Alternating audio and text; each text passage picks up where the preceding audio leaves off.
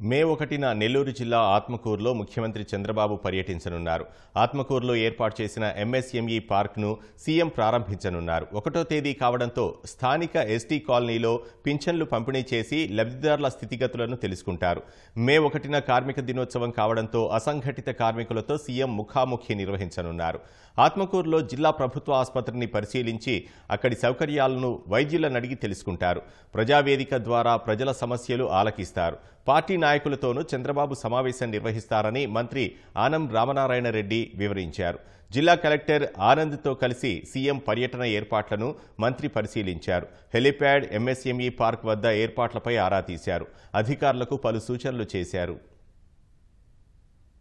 ఆంధ్రప్రదేశ్ రాష్ట్ర గౌరవ ముఖ్యమంత్రి గారు శ్రీ నారా చంద్రబాబు నాయుడు గారు మే 1వ తేదీ ఆత్మకూరు నియోజకవర్గానికి ఉదయం 11 గంటలకు వచ్చి ఎంఎస్ఎంఈ పార్క్ని ప్రారంభిస్తూ మేడే సందర్భంలో కార్మిక దినోత్సవంలో ఎక్కడైనా ఒక స్థానంలో కార్మికులతో ముఖ్యమంత్రి గారు సంభాషించే అవకాశం, ఇంకా ఏమైనా పారిశ్రామిక రంగంలో వీళ్ళకి మెరుగైన వసతులు కల్పించాలన్నా అనేటువంటి విషయంలో కూడా వారు మేడే సందర్భంలో కార్మిక వర్గాలతో వారు మాట్లాడడం జరుగుతుంది.